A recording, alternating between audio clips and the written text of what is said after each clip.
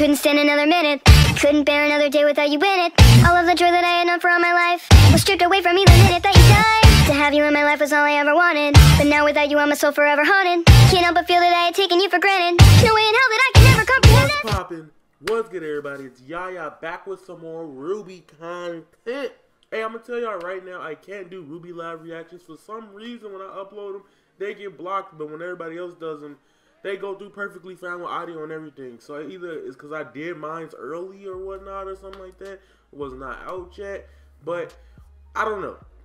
I'm gonna come back to it. If y'all really want to see Rwby live reactions, go ahead and hit the like button. Let's get this video up to 10 to 20 likes. That's the range for this video. That being said, no further ado, I'm going to review these episodes the Yaya style. So without further ado, let's get it and let go. Alright, what's good, everybody? I'm back. Today we're talking about Rwby Volume 5, Chapter 3. It was episode, let me see, I want to make sure I got the name right. I don't ever remember the names, I just know what number I'm on, right? So this episode, it was really story driven, unforeseen complications. So let me tell y'all right now that with this episode, it starts off with the Belladonnas coming out to the rest of the faunists in that community, that area, that hometown where, you know, Blake's dad, Ghira Belladonna, he comes out and he makes a speech about Adam and the White Fang. And if we watched the previous episode, you know that Adam killed Sienna, the other leader that was trying to focus on bringing the faunists and the human beings together. In this case, they don't know that. It's kind of cool because they make it to where, like, we know something before the characters know. And a show that does that is A-OK in my book. Alright, back on the little story topic, is generally what happens is she breaks down, you know, they break down about what the goal is and what's happening. And then Elena, she comes on and she's like, oh, she's still salty about what happened in her past with her parents that got killed in the dust mine. And I understand that, because when you feel like you got hit by the world, you want to be against the world. You know, when something bad happens to you and nobody sees it but you're going to think otherwise. You're going to think differently than other people. So what happens is she goes on her little rant about the whole thing going down with the Adam and the White Fang and how they're all going to get together. See, what I like about what they're doing with Rwby, the differences between chapter or volume 1, 2, and mid 3 than what 4 and 5 is doing, is being more story driven, and action comes when it needs to come. It's not just forced into every episode, which I had no problem with it in the past. I think it was wonderful. I think it was amazing. I think that was great. However, action without too much context could kind of be bad. You just feel like, oh, I'm just here for the fight scenes.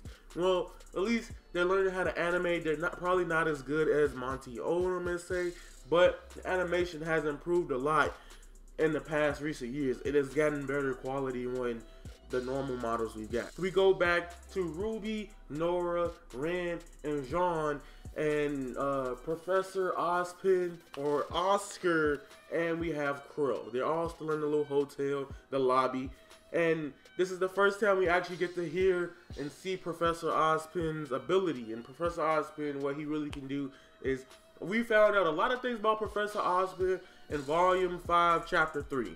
One, Professor Ozpin, he OP as hell. That nigga, he never dies. He just take L's. That's the thing about him. He's like, what's the character? He's like Team Rocket. Okay, let me give y'all that example. He's Team Rocket. That man ain't never dying. He like Mercy from Overwatch. Heroes never die. So, 2, he's been here forever, and his goal is to protect everything, which I don't see why he's not one of those, you know, guardians, or I don't know, or maidens, but that only require, before somebody asks, like, why can't males be, man, it says maiden, like, what happens is Oscar lets Professor Ozpin take control. It's literally like Persona, and the whole concept of Ozpin and Oscar is just like Yu-Gi-Oh! With the whole Yami and Yugi switching roles and places in their body type of thing. I think that's interesting because it's something that you don't see a lot in a lot of shows. It's not something that's overused either. I think the only show that actually executes that style of character development was Yu-Gi-Oh! And that's what makes Yu-Gi-Oh so special. And that's what's making Rwby so special for its own entity. Ozpin's like, yo, y'all still ain't ready to fight Salem and her squad. Y'all almost got mocked. If you watch Volume 4, they almost got faded. Can't remember his name, but I'm going to call him the young Scorpion God. He almost got faded by that guy. And that's truth. Because Crow had to come in and say today, and they were not that strong. And Crow barely won. Crow got poisoned. He was on his deathbed low-key. So everybody need a little bit of training. And then what happens is, before it's a month away, they're going to have to go ahead and fight at Haven Academy. And I think that's going to be a big showdown that I'm waiting for. It may not even happen this season. Because right now, it's just preparation, how everybody getting together. Unless in this season, they do like a huge time skip. But I don't see that happening until like episode 7 or 8, maybe. Maybe if they do a time skip. So we go back to my girl Weiss. And you know, if you watched episode 2, at the end, she got captured and you saw Raven at the camp. Therefore, theoretically, she can't do nothing. It was another mistress that came through. Can't remember her name because this is her first time she got introduced. But you'll see her. She had Weiss's blade. She was just roasting her like a schnee. And their plan is to smuggle Weiss back to the home. And it's just like, no, because it's money. Like, come on. It's free money. I guarantee it's money involved or some type of power.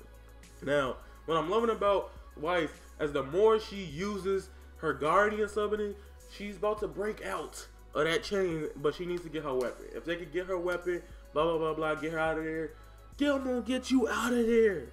She gonna fight them, and she probably gonna catch an L. She might get captured again, because Raven's there. And I think Raven is gonna be way more of a match than Weiss could.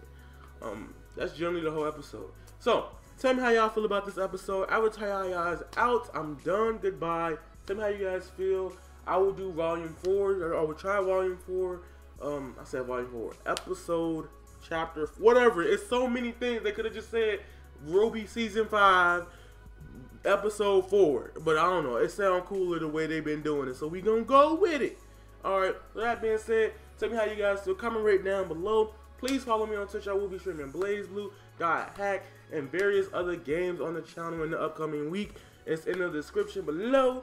Remember, you guys are golden, and that is raw. Yeah.